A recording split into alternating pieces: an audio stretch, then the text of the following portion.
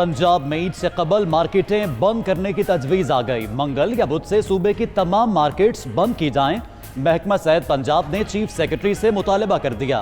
ज़राए के मुताबिक मार्केट्स 2 अगस्त तक बंद रखने की तजवीज़। मेडिकल स्टोर्स, किराना और दूध दही वालों को काम करने की इजाज़त होगी।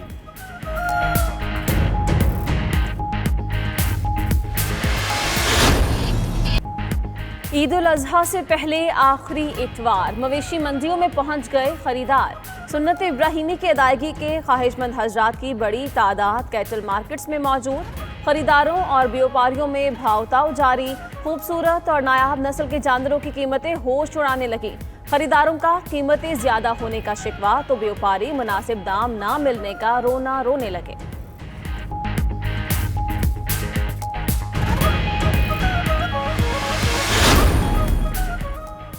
ईद उल अजहा के करीब आते ही हर चीज महंगी हो गई। शहरी सब्जियों के रेट सुनकर हैरान। अदरक 450 रुपए, लहसुन 300, लींबू 150 और टमाटर 120 रुपए किलो में फरोख्त। सब्ज मिर्च 160 रुपए, प्याज 50 रुपए और आलू 80 से 100 रुपए तक बिकने लगा।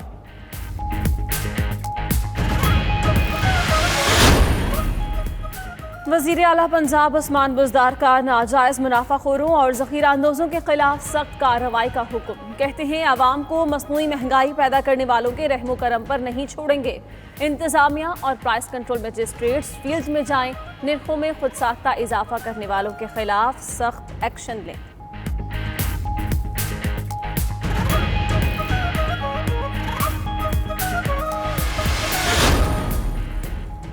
पीटीआई सिंध का फजलुर रहमान के भाई की बतौर डीसी सेंट्रल तैनाती पर अदालत जाने का ऐलान। हलीम आदिल शेख कहते हैं ज़ियाउर रहमान को डील के टोकन के तौर पर डीसी सेंट्रल लगाया गया। हम जाली डोमिसाइल भूलने वाले नहीं। एस्टैब्लिशमेंट डिवीजन ने एक्शन ना लिया तो अदालत जाएंगे। केपी हुकूमत से मौलाना के भाई को वापस लेने की अपील।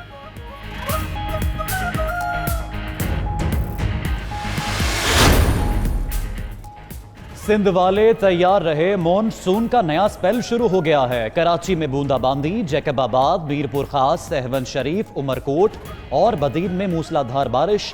नशेबी इलाके ज़ेर-ए-आब आ गए। इस्लामाबाद में भी बादल खूब बरसे।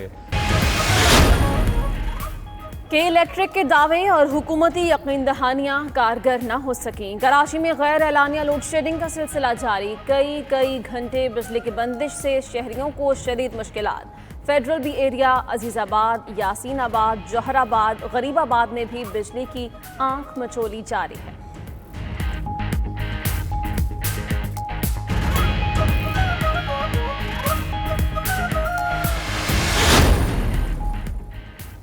इंग्लैंड के खिलाफ तीसरे और फैसला कुन टेस्ट मैच में वेस्टइंडीज मुश्किलात का शिकार। 137 रन पर 6 खिलाड़ी पवेलियन लौट गए। फॉलो ऑन से बचने के लिए मजीद 32 रन दरकार। इंग्लैंड की टीम पहली इनिंग्स में 369 रन बनाकर आउट हुई थी।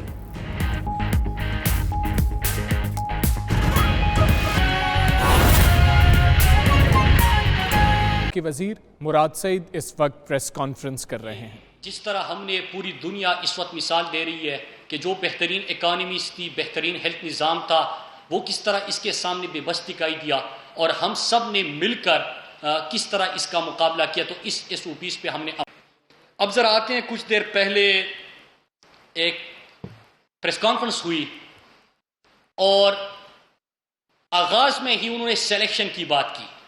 अब ये बात कौन कर रहा था?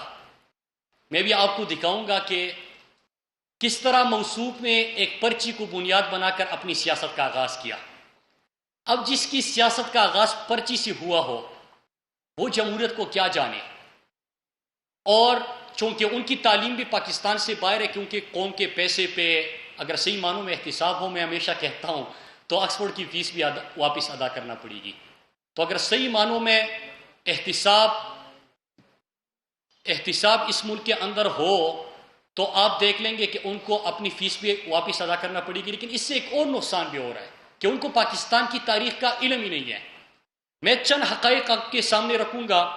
सबसे पहले आपको याद होगा कि पीपल्स पार्टी जिसकी बुनियाद जुल्फ़िकार अली भुट्टो ने रखी थी, ये तो खैर भुट्टो की पार्टी रही नहीं, ये तो जरदारी ने और फर्जंद जरदारी ने एक मखसूस इलाके की जुमात इसको बना के रख दिया है। लेकिन उनकी सियासत का आगाज कैसे हुआ था?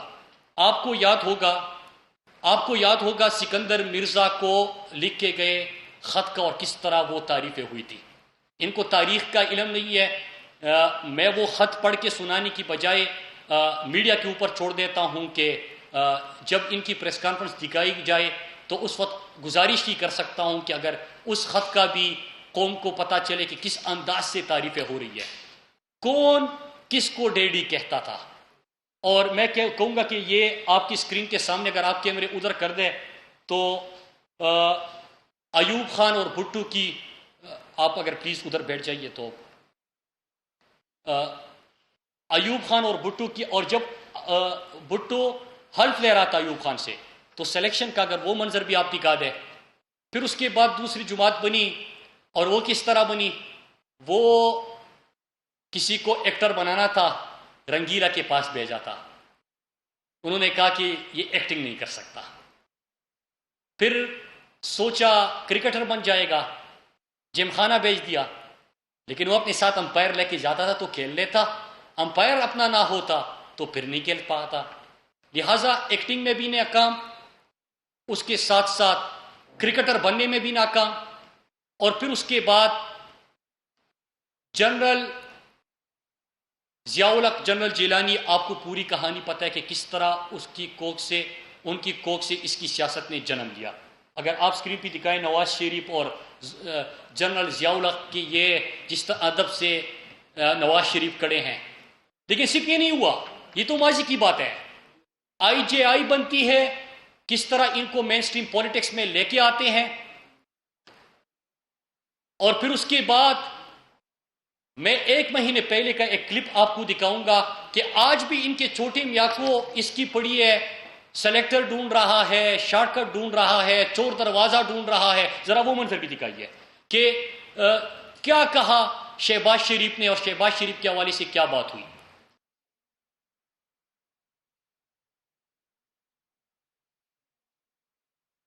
आवाज तेज कर दें, आवाज।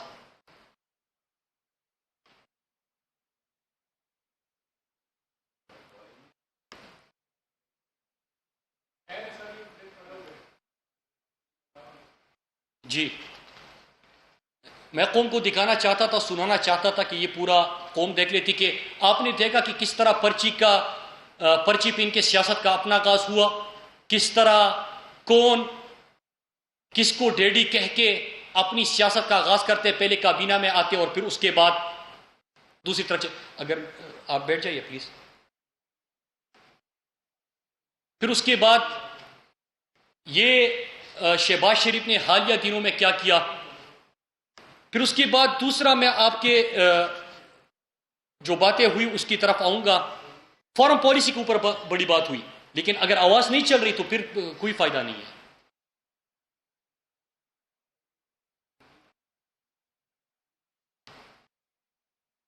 आवाज इसकी बंद कर दे।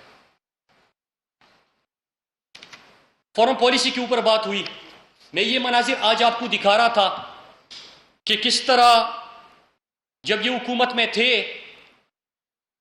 तो ख्वाजा आसिफ जब अमेरिका जाता है तो क्या कहता है, वहां पे इमरान खान के बारे में कहता है कि ये बड़ा दीनी है, इस्लाम की तरफ इनका रुझान है, दीन पसंद है, सच्चा मुसलमान है, हम बड़े लिबरल हैं, हमें मौका दे रहे हैं, हम आपकी अच्छी खिदमत करेंगे। इसके साथ जो गिलानी की हुकूमत थी, जरदारी की हुकूमत थी, वो अमेरिका जाके और अमेरिकन एम्बेसडर से मिलकर कहते हैं कि आप ड्रोन हमले करते जाए, हम पार्लियामेंट में शोर मचाएंगे, उसके ऊपर खामोश हो जाएंगे। ये थी इनकी फॉरेन पॉलिसी। मैं चूंकि यहां पे इनका सिस्टम काम ही नहीं कर रहा, मैं आपको 22 साल स्ट्रगल की भी क्लिप दिखा रहा था कि किस तरह इमरान खान ने 1996 में पाकिस्तान तहरीक इंसाफ की बुनियाद रखी। 2002 के इलेक्शन में 1 सीट मिली, लोगों ने कहा कि सियासत में कामयाब नहीं हो सकता, इनको वजारत उस्मा की ऑफर हुई, वो टुकरा दी। जब क्रिकेट खेल रहे थे वजीर बनने की ऑफर हुई, वो टुकरा दी। और 22 साल जदोजहद के बाद 2013 में खैबर पख्तूनख्वा में हुकूमत बनी। बेहतरीन कारकर्दगी की बुनियाद पे 2/3 मेजॉरिटी वहां पे हासिल की और 2018 में अल्लाह के फजल से, कौम की दुआओं से और अवामी मकबूलियत की बुना पे मुल्क के वजीर आजम बने।